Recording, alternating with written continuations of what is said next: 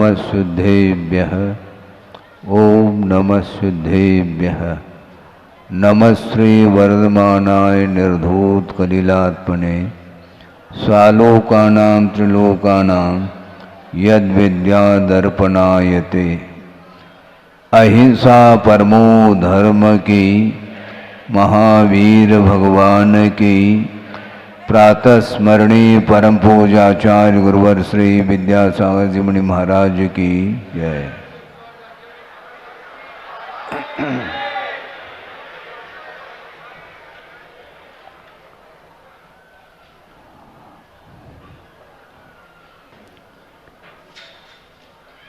होनहार भगवान का जन्म कल्याण के रूप में आया था और दीक्षा कल्याण का अवसर आया है। बड़ा विस्मय होता है संसार की विचित्रता को देखते हुए कि शायिक सम्यक के साथ जन्म हुआ है, अवधि ज्ञान भी उन्हें प्राप्त है, उसी भव से मुक्त होने वाले हैं, उनका अकाल मरण नहीं होगा। ये सारी बातें होते हुए भी सम्यक के साथ जन्म होना बहुत कठिन होता है और जिस समय सम्यक की उत्पत्ति होती है उसी समय अनंत संसार विच्छेद को प्राप्त होकर के वह परीत संसारी कहलाते हैं। इसके उपरांत भी विस्मय का विषय ये है कि विगत जीवन में उन्होंने जो भी रत्नत्रय की आराधना की थी और विशेष परिचय और उपसर्ग आदि सहन करते हुए सर्वार्थ सिद्धि को प्राप्त हुए थे, वे भावलिंगी थे, ये क्लियर है। और इस आराधना के फलस्वरूप दीर्घ आयु को उन्होंने प्राप्त किया था, जहाँ पर 33 सागर की उम्र है और वहाँ पर प्रविचार का अभाव बताया है। आप ध्यान से सुनेंगे।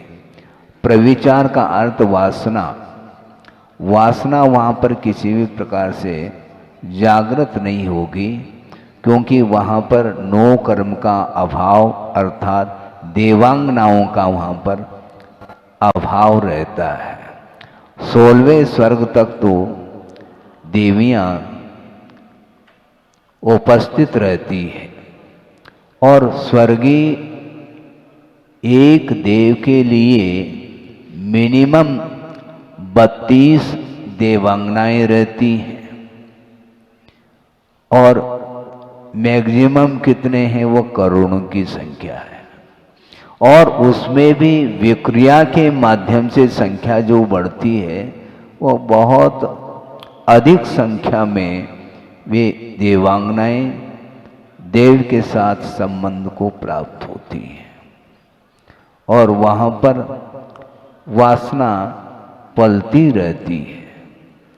स्पर्श के माध्यम से अलग और शारीरिक चेष्टाओं के माध्यम से मनुष्य के समान जो प्रविचार की क्रिया चलती है वो अलग, रूप के अवलोकन के माध्यम से भी, शब्द के माध्यम से अर्थात विशेष गीत संगीत जो राग वर्धक होते हैं उसके श्रवण के माध्यम से भी अब्रह्म का सेवन होता है और इसके अभाव में मन के माध्यम से भी अब्रह्म का भाव जागृत होता है। कहाँ तक? 16वें स्वर्ग तक ये प्रविचार की चर्चा आती है। उसके उपरांत परे अप्रविचारा 9 ग्रैविक 9 अनुदेश और 5 अनुत्तर विमान में रहने वाले जो अहमिंद्र हैं वे शुक्ल लेशा के धारक होते हैं और वहाँ पर देवांगनाओं का अभाव होने के फलस्वरूप जो वेद का उदय होते हुए भी मन संबंधी भी प्रविचार का भाव उनके अंदर उत्पन्न नहीं होता।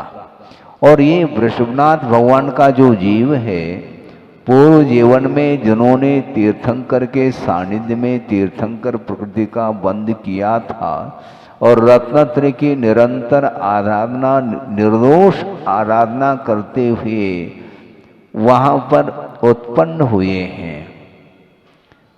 क्षायिक सम्यक है तो स्पष्ट है, अवधि ज्ञान है, ये सब बातें हैं। किंतु जो ही क्षेत्र का परिवर्तन हो जाता है तो पुनः वासना जागृत होती है। ये जो अग्नि है उसके लिए ईंधन की आवश्यकता पड़ती है। और मान लो एक दीपक आपने जलाया है, उसमें तेल अथवा घी है और वह अपनी गति से वह दीपक जल रहा है, किंतु जैसे जैसे जैसे तेल अथवा घी समाप्ति की ओर हो जाता है तो वह दीपक बुझने को होता है। किंतु जो ही उसमें घी अथवा तेल डाल देते हैं तो पुनः पूर्ववत उद्दीप्त हो जाता है वह दीपक। उसी प्रकार वहां पर 33 सागर के आयु तक उन्होंने प्रविचार का अनुभव नहीं किया, किंतु वह कर्म तो उदय को प्राप्त है। और द्रव्यादि निमित्त वशात कर्मण फल प्राप्ति हृदय, इस प्रकार पूजपा स्वामी ने उदय की, कर्म के उदय में किस प्रकार परिणाम होते हैं उसका चित्रण दिया है। तो वहां पर 33 सागर के आयु को पूर्ण करके जो ही मनुष्य पर्याय को वो प्राप्त कर लेते हैं, यहाँ पर कितनी उम्र है उनकी? 84 लाख पूर्व की उम्र है। और 83 लाख पूर्व तक कहाँ पर रहे? हवेली में रहे। हवादार जो हवेली है उसमें रहे वो। विस्मय इस बात को लेकर के होता है कि देखो, अनंतानुबंधी कषाय का अभाव होने के उपरांत भी अप्रत्याख्यानावरणी जो कषाय है, जिसके उदय से देश चारित्र का घात होता है। मैं देश चारित्र कहता हूं, किसका? हाँ ठीक कह रहा हूं। अप्रत्याख्यानावरणी कषाय के उदय से अनुव्रत अंगीकार करने का भाव नहीं आता, और प्रत्याख्यानावरणी कषाय के उदय से सकल चारित्र का अभाव अर्थात सकल चारित्र के अंगीकार करने के भाव नहीं आते। अब सोचो, अनंतानुबंधी का तो उदय नहीं है, मैं मानता हूं, और जिसके अनुदय के कारण ही वह अनंत संसार विच्छेद को प्राप्त हुआ है, लेकिन अप्रत्याख्यानावरणी कषाय कम नहीं, ये ध्यान रखो। हाँ, वो 83 लाख पूर्व तक वह अप्रत्याख्यानावरणी कषाय के उदय में चारित्र के क्षेत्र में कदम नहीं बढ़ा पा रहे हैं। कौन? हम और आप तो बात बहुत दूर की बात है। उसी भाव में वो तीर्थंकर पद को धारण करने जा रहे हैं। केवल ज्ञान जिन्हें होना है, लेकिन जब होगा तब होगा, अभी तो वह उदय प्रभाव डाल रहा है। इसलिए आचार्य कहते हैं कि नो कर्म से बचने का हमें हरदम पुरुषार्थ करना चाहिए। नो कर्म का अर्थ और कुछ नहीं, कर्म के फलदान में जो निमित्त भूत जो भोग्य सामग्री है वही नो कर्म के रूप में स्वीकार किया है, और शरीर को भी नो कर्म के रूप में स्वीकार किया है। इसके कारण ही संसारी प्राणी गाफिल होता है। 5 इंद्रियों के विषय जिनका समागम होते ही आप कितने भी पुरुषार्थ करो, किंतु उस कर्म में जो फलदान देने की जो शक्ति है वह आपके पुरुषार्थ से भी वह सॉलिड वह शक्ति मानी जाती है। उसको परास्त करने के लिए उससे भी अधिक पुरुषार्थ करने की आवश्यकता पड़ती है। पंच कल्याणक में सौधर्म इंद्र उपस्थित होता है, किंतु जन्म कल्याणक हुआ, गर्भ कल्याणक भी हुआ, इन दोनों कल्याणकों में लोकांतिक देव क्यों उपस्थित नहीं हुए? बहुत बड़ा प्रश्न है ये, है? क्यों नहीं? राग का समर्थन नहीं करना चाहते वो लोकांतिक देव वो माने जाते हैं जो प्रविचार से रहित होते हैं और देवों में ऋषि की संज्ञा उन्हें प्राप्त है। द्वादशांग के पाठी होते हैं और उनका जो जीवन है बहुत ही वीतरागता को छू रहा होता है। वीतरागी तो नहीं कहेंगे, इसके उपरांत भी उनकी वेशभूषा आदि को लेकर के वो एक त्यागी के समान प्रतीति में आते हैं। सभी देव और देवांगनाएं वस्त्राभूषण आभरण इत्यादि में वो क्या है, वही अच्छा लगता है आप लोगों को। श्रृंगार जिसको बोलते हैं, आबूल चूल व श्रृंगार से वह शरीर उनका बिल्कुल श्रृंगारित है, किंतु लौकांतिक देव जो होते हैं वो बिल्कुल सफेद वस्त्र को धारण किए हुए होते हैं, शुक्ल लेशा उनकी होती है। ये सब विशेषताएं उनके लिए पाई जाती हैं। और जिस समय भगवान को वैराग्य होता है, उस वैराग्य के समर्थन करने के लिए उनका यहाँ पर आना होता है और समर्थन करते हैं। धन्य हैं आपने इतने दीर्घ काल तक जो है संसार में रहे, किंतु संसार का जो स्वरूप है आपको पहले भी ज्ञात था, क्योंकि श्रद्धा तो आपके पास था ही। जैसा पदार्थ का स्वरूप है श्रद्धान करने के उपरांत भी उन पंचेंद्र के विषयों से अपने आप के मन को मोड़ना यह संयम कहलाता है। और 83 लाख पूर्व तक असंयमी बने रहें, इसलिए असंयम का समर्थन करने के लिए वो क्यों आएंगे? हालांकि वो भी असंयमी हैं, इसके उपरांत भी वो संयम का ही समर्थन करने के लिए आते हैं। मूल ये है, आज दीक्षा कल्याणक आप मनाने के लिए बैठे हैं। आपकी दीक्षा हो अथवा न हो, दीक्षा को देख करके भी आपके अंदर वह विशुद्धि बढ़ जाए तो हमें प्रसन्नता है, क्योंकि उतने क्षण के लिए तो कम से कम राग से ऊपर उठने के लिए अवसर तो मिलता ही है। असंयम अवस्था में भी उनका इतना प्रभाव था, किसका? वृषभ कुमार का, कि रिद्धिधारी मुनि महाराज की दृष्टि उस ओर गई, बालक वृषभनाथ की ओर। वो रिद्धि संपन्न है मुनि महाराज, और उनकी शंका का समाधान एक बालक वृषभ कुमार के माध्यम से हो जाता है। सोचो, विचार करो। इसके उपरांत भी उस बालक के लिए उन्होंने वंदना नहीं की। कौन ने? रिद्धिधारी मुनि महाराज। शंका का समाधान हो गया, उपकृत हो गए वो।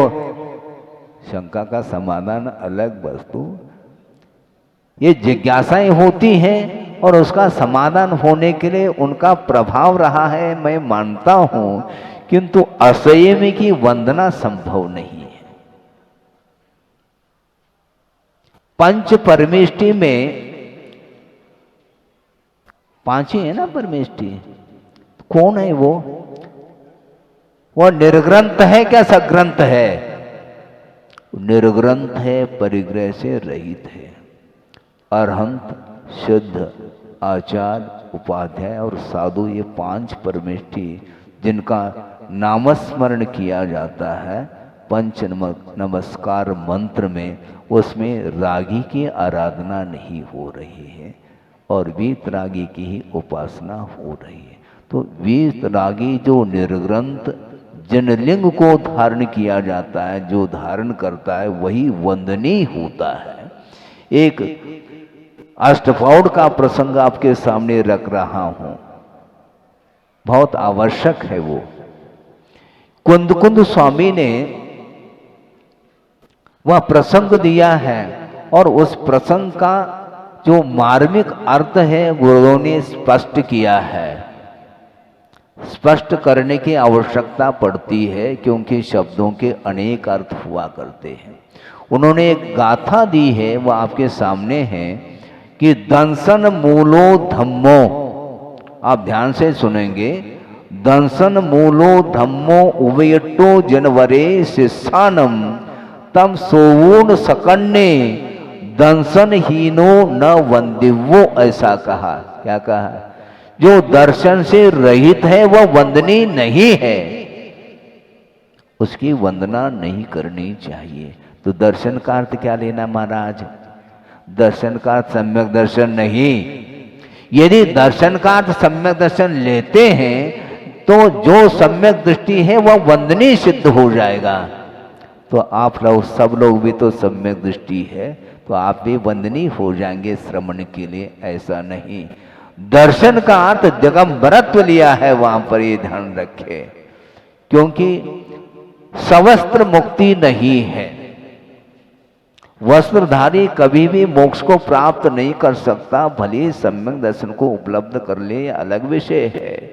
तो यहां पर ये दिया कुंद स्वामी ने, दंसन हीनो न वंदिवो, अर्थात जो दिगंबरत्व से रहित है तो वह वंदनीय नहीं, ऐसा कहा। इसलिए वह वंदनीय नहीं होते। कौन? वृषभ कुमार, ये ध्यान रखो। क्षय सम्यक, हाँ रखिए आप अपने जेब में, कोई बाधा नहीं। सम्यक दर्शन है, अवधि ज्ञान है, और भी कुछ सामान्य व्यक्तियों की अपेक्षा से विशेषताएं उनके अंदर आ सकती है, क्योंकि सात से पुण्य का उदय होने के कारण वह असाधारण व्यक्तित्व को लिए हुए उत्पन्न हुए हैं। और रिद्धिधारी मुनि महाराज के लिए वो शंका समाधान करने में, शंका तो उन्होंने की नहीं थी, किंतु भीतर जिज्ञासा उत्पन्न हुई है और उसका समाधान इनकी ओर दृष्टि रखने से हो जाता। इतना प्रभाव था उनका, इसलिए रिद्धिधारी मुनि महाराजों ने उनका नाम क्या रखा? सन्मति। वृषभनाथ की बात नहीं कर रहा हूं, वर्धमान स्वामी की अपेक्षा सन्मति नाम रखा। सोचो, विचार करो, इन्हें उनसे भी ज्यादा इनके पास ज्ञान है। ज्ञान अलग वस्तु, किंतु चारित्र अलग वस्तु। चारित्र संपन्न जो जीव होता है वह आराध्य माना जाता है। आराधना किसकी होगी? रागी की आराधना नहीं होती, ना होना चाहिए। तो 83 लाख पूर्व तक वो रहे, सम्यक दर्शन के साथ ही रहे, किंतु विषयों का आनंद भी उन्हें आता रहा। श्रद्धान अटूट श्रद्धान है, श्रद्धान में प्योरिटी है, श्रद्धान में कोई भी कमी नहीं। इसके उपरांत भी सराग दशा में यही जीव की परिणति होती है। अप्रत्याख्यानावरणी जो कषाय है वो सर्वघाती है, जिसके उदय में अनुव्रत संभव ही नहीं, और प्रत्याख्यानावरणी कषाय के उदय में सकल चारित्र संभव नहीं। इसलिए इसमें कोई शक नहीं, कोई अपवाद नहीं है कि तीर्थंकर है इसलिए सवस्त्र मुक्त हो जाए, वो नहीं। वही आना पड़ेगा सबको। जब तक बाहरी परिग्रहों का विमोचन नहीं होगा तब तक भीतरी परिग्रहों का अभाव भी संभव नहीं है। बाहरी परिग्रह तो बने रहे और भीतरी जो 14 प्रकार के जो कषाय आदि परिग्रह है वो समाप्त हो जाए, ऐसा संभव ही नहीं है। उदाहरण इसके लिए ये है कि आप जानते होंगे चावल की खेती होती है क्या? चावल की खेती नहीं, धान की होती है, ध्यान रखो। चावल यदि बोएंगे तो वह अंकुरित नहीं होगा चावल, धान की खेती होती है। तो धान आप जानते हैं उसके ऊपर एक छिलका है, उसको उतारना पड़ेगा। भात बनाना चाहते हैं आप, भात खाना भी चाहते हैं, तो ऐसी स्थिति में भात बनाने के लिए छिलका उतारना पड़ेगा। लेकिन ये ध्यान रखो वो बाहरी छिलका है, भीतर भी एक है जिसको ललाई बोलते हैं। वो ललाई क्या है, बाहरी छिलका क्या है, ये उदाहरण दिया जा रहा है। जो बाहरी परिग्रह है 10 प्रकार के वो छिलके के समान है, और जो भीतरी परिग्रह कषायादिक है वो ललाई के समान है। ऐसा कौन सा मशीन है, हम पूछना चाहते हैं कि भीतर की ललाई पहली उतर जाए फिर बाद में छिलका उतार दिया है, ऐसा है कोई लेटेस्ट कोई मशीन हो, आविष्कार हो? भीतर की ललाई बाद में उतरेगी, पहले छिलका उतारो। उसी प्रकार 10 प्रकार के परिग्रहों का विमोचन किए बिना वह बाहरी जो परिग्रह, भीतरी जो परिग्रह वो समाप्त नहीं हो सकते। इसलिए मोह तिमिराप हरणे दर्शन लाभात अवाप्त संज्ञान राग द्वेष निवृत्ति चरणम प्रतिपद्यते साधु, ऐसा कहा। साधु अर्थात सज्जन, जो भव्य जीव है, निकट भव्य, वह क्या करना चाहता है? राग द्वेष की निवृत्ति के लिए अनंतान बंदी का राग समाप्त होने के उपरांत भी जो अप्रत्याख्यानावरणादि संबंधी जो कषा है, रागमय परिणाम है, उसका अभाव करना है। उसकी निवृत्ति के लिए चरणम प्रतिपद्यते, चारित्र को वह स्वीकार करता है। इसी प्रकार वह तीर्थंकर भी क्यों न हो, चारित्र को स्वीकार किए बिना यहाँ से रवाना नहीं हो सकते। कहाँ? मोक्ष महल में प्रवेश संभव नहीं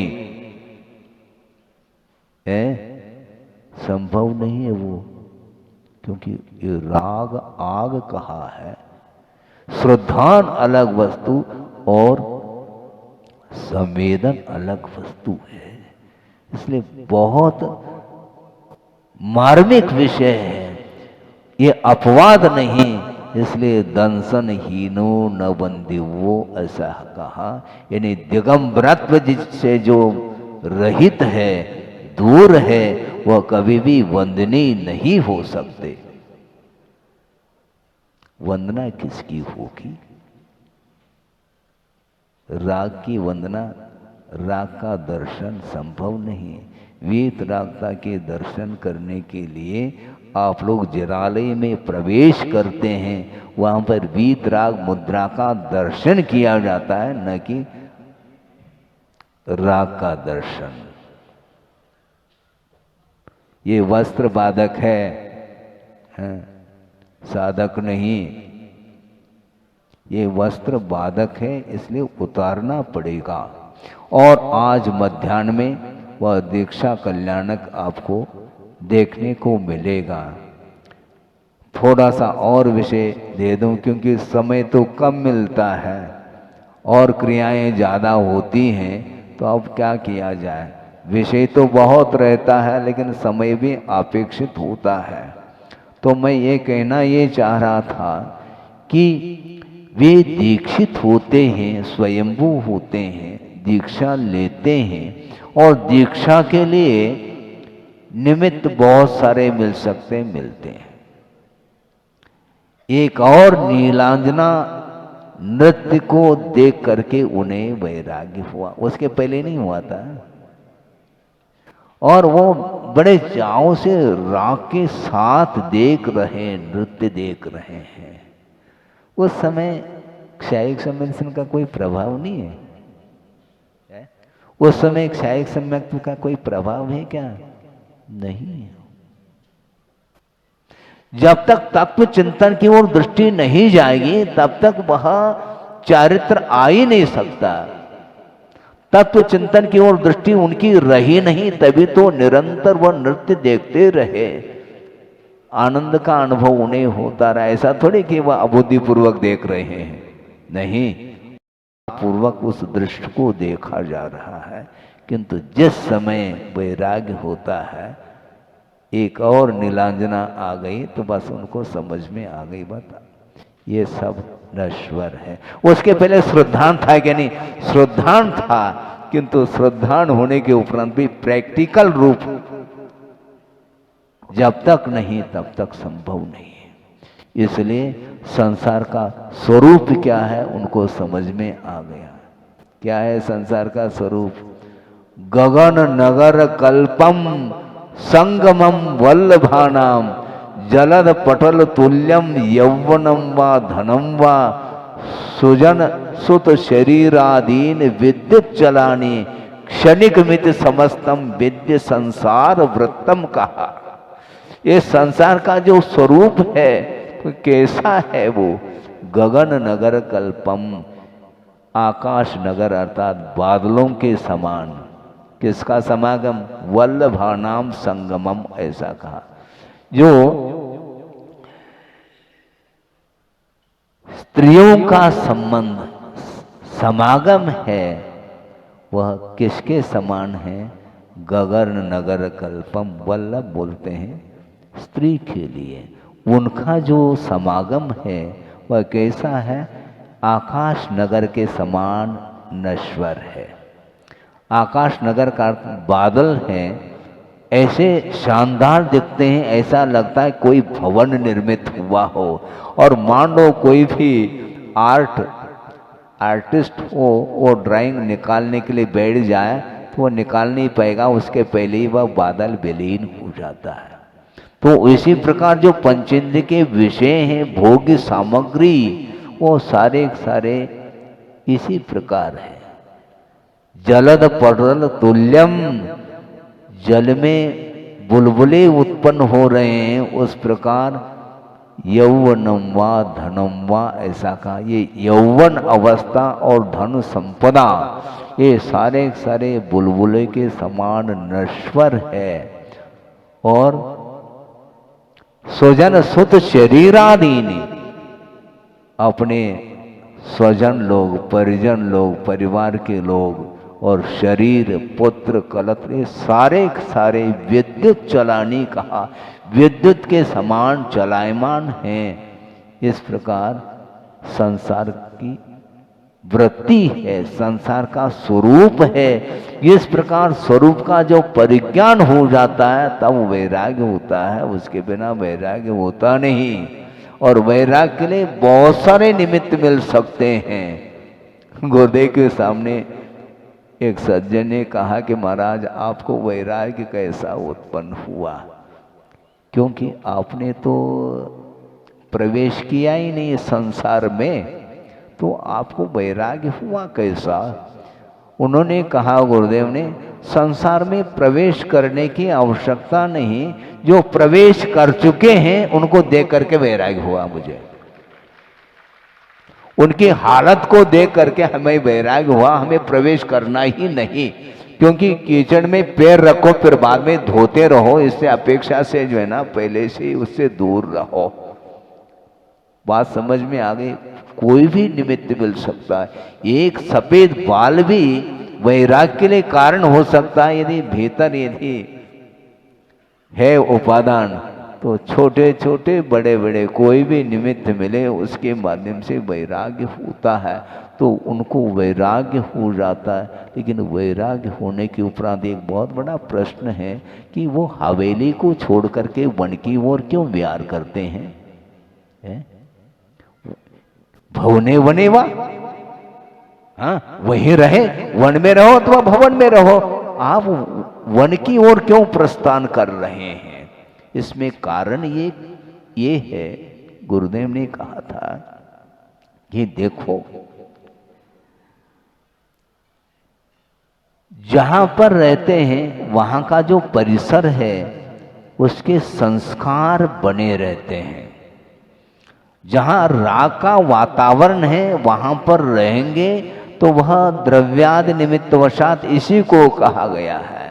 वह द्रव्य क्षेत्र काल, वहां का जो माहौल है वह आपको आकर्षित करता है। 83 लाख पूर्व तक जिस क्षेत्र ने हमें आकर्षित किया, जिस वैभव ने मुझे आकर्षित किया, उस परिसर में रहूंगा तो मुझे बाद में होगा केवल ज्ञान, अभी तो नहीं हो पाएगा, पक्की बात है। वहां से निकल गए, वो दूर रहो। वहां पर इससे भी विपरीत वातावरण मिल सकता है। वन्य पशुओं के बीच में रहना मुझे पसंद है, किंतु राग के बीच में मुझे रहना पसंद नहीं, किंतु राग आग दहे कहा है। 83 लाख पूर्व तक मुझे उलझाया है इसने, वैभव ने, इसलिए इसको ठुकराना ही ठीक है। और निकल गए वो। सोचो, विचार करो। और वहां पर जाकर के तप करते निरंतर, उन्हें 1000 वर्ष लग गया, तब कहीं जाकर के केवल ज्ञान हुआ। यदि मान लो इसी हवेली में 1000 नहीं, पूर्व कोटि तक भी रहो, वैराग नहीं हो सकता। वैराग होने के उपरांत उस स्थान पर आना फिर भी ठीक है, वह परीक्षा में उत्तीर्ण हो सकते हैं, किंतु प्राथमिक भूमिका में आगमकारों का ये कहना है कि ऐसे वातावरण को चुनो जहां पर आपका संयम दृढ़ता के साथ आप पालन कर सको। परिग्रह उपसर्ग को सहन करने की क्षमता बाद में आएगी, किंतु प्राथमिक भूमिका में अनुकूल वातावरण में रह करके हम साधना करेंगे तो वो साधना के माध्यम से धीरे धीरे प्रौढ़ता आएगी। फिर वह गियर पकड़ना चाहिए, उसके पहले धक्का लगाने की आवश्यकता पड़ती है, तो इसलिए धक्का लगाने की आवश्यकता पड़ रही है तो वहीं चलते अपन, हमें किसी के धक्का लगाने की आवश्यकता नहीं पड़ेगी। वहां पर उन्होंने ये चुना, प्राकृतिक वातावरण में जाने से अनायास ही उपयोग केंद्रित होता है। आप भगवान के चरणों में रहते हैं तो उस समय आपके भावों में पवित्रता रहती है। यही पवित्रता क्या दुकान में रहती, क्या मुझे बोलो, रहती है? नहीं रहती। क्यों? इसी का नाम वातावरण है। तो इसलिए आपका समय ज्यादा ना हो, मैं इतना ही कहना चाहता हूं, ये बहुत विचित्र परिणमन है संसार का। ये वस्तुओं का आकर्षण छूटता नहीं है। बड़े बड़े साधक भी फेल हो सकते हैं। बड़े बड़े इसलिए कह रहा हूं क्योंकि साधना करते हुए काफी समय हुआ, इसके उपरांत भी कोई ऐसा विपरीत कोई भी वस्तु का समागम हो जाता है तो पुनः आकर्षण बन जाता है और निदान के माध्यम से उस वस्तु को प्राप्त करने का भाव जागृत हो सकता है। इसलिए प्रारंभिक अवस्था में पंचेंद्रिय के विषयों से बचना ही उपयुक्त है। हाँ, बचना चाहिए। इष्ट सिद्धि में, हाइको दे रहे हैं, इष्ट सिद्धि में अनिष्ट से बचना दुष्टता नहीं। इष्ट सिद्धि में अर्थात आपके लिए क्या इष्ट है? मोक्ष अभिष्ट है हमारे लिए, और उसकी सिद्धि में जो पंचेंद्रिय के विषय हैं, इष्ट सिद्धि में ये अनिष्ट है, ये व्यवधान उपस्थित होते हैं, इसलिए उससे बचो। कहाँ रहना चाहो अपने आप में रहो, बाहर नहीं जाना हमें। जहाँ रह रहे हैं वहाँ रहो, किंतु अनिष्ट से हमें बचना, अनिष्ट से बचना दुष्टता नहीं, क्योंकि विषयों से बचे बिना इष्ट वस्तु की प्राप्ति संभव ही नहीं है। हमारा लक्ष्य है मोक्ष प्राप्त करना, शरीरातीत अवस्था को प्राप्त करना है, तो शरीर के प्रति जो राग उत्पन्न हो रहा है, इसलिए उससे ऊपर उठने के लिए हम जा रहे हैं। हमें परिवार से कोई भी सरोकार नहीं, ऐसा वैराग उन्हें उत्पन्न हो गया और भगवान के माता पिता रुदन रो रहे हैं, तुम रोवो या हंसो, हमें वैराग्य हो गया। हाँ, हमें बचना है, हमें आपसे दुष्टता नहीं। वृषभ कुमार ये सोच रहे हैं परिवार वालों के प्रति, ये सोच रहे हैं आपके प्रति हमारी दुष्टता नहीं, किंतु इष्ट सिद्धि में आप बाधक है, इसलिए हम बचना है। सीधी सीधी बात है। हमें इष्ट को प्राप्त करना है, इसलिए बचेंगे। इस प्रकार विषयों से बच करके निरंतर साधना जो करते हैं तो उसके फलस्वरूप उन्हें केवल ज्ञान होने वाला है। कल ही केवल ज्ञान होना है। कल सुबह सुबह आहार चर्या होगी, फिर मध्याह्न में उन्हें केवल ज्ञान होगा। तो इस प्रकार जनलिंग को अंगीकार किए बिना कोई भी रास्ता प्रशस्त नहीं हो सकता। अनुवृत्ति कभी भी मुक्त नहीं हो सकते।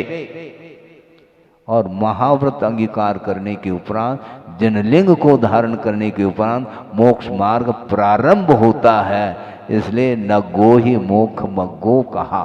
नग्नता ही मोक्ष मार्ग है, किंतु यदि भीतरी नग्नता नहीं है तो नग्गो न मोक्ष मग्गो, ऐसा का मात्र जो है नग्नता को अंगीकार करना मोक्ष मार्ग नहीं, किंतु यह बाहरी छिलका है, इसको उतारे बिना भीतर की जो ललाई जिस प्रकार उतार नहीं सकते, चावल तभी बनेगा सफेद जग तो भात बनता है, उसी प्रकार ये भीतरी परिग्रह का विमोचन करने के लिए ये लिंग निर्धारित किया है, जिन लिंग को, जो कि 10 प्रकार के परिग्रहों से रहित होकर के वह जनलिंग माना जाता है। उसको अंगीकार करके ही वह साधना में लीन होते हैं। उसके फल स्वरूप उन्हें केवल ज्ञान की उपलब्धि होती है। तो हमें भी चाहे आज करो चाहे कल करो, कभी भी करो, आपको इसके अलावा कोई भी आर्ट लाइन नहीं, बाईपास नहीं, बाईपास सर्जरी, बाईपास करोगे तो सीधे मार्ग से चलो। जो राजमार्ग है वही महाराज मार्ग है।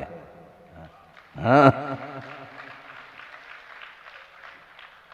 जो राजमार्ग है वही महाराज मार्ग, उसी मार्ग से महाराज चलते हैं। आर्ट लाइन चलना ठीक नहीं है। इसलिए इस मार्ग के प्रति श्रद्धा रखते हुए समर्पण भाव के साथ यदि धर्म की आराधना करते हैं तो आपके भीतर जो धर्म अर्थात स्वभाव विद्यमान है, उस शक्ति उसकी कुंठित हो रही है, वह आच्छादित हो रही है। उसको उद्घाटित करने के लिए परिग्रह का विमोचन करना अनिवार्य सिद्ध होता है। इसके माध्यम से सद्गति अर्थात पंचम गति की प्राप्ति हो सकती है। हो इस पवित्र भावना के साथ अहिंसा परमो धर्म की जय। बोधि समाधि परिणाम शुद्धि स्वात्मोपलब्धि लोक सिद्धि चिंतामणिम चिंतित वस्तुदाने त्वां वंदमानस्य ममास्तु देव। परम पूजाचार्य गुरुवर श्री विद्यासागर जी मुनि महाराज की।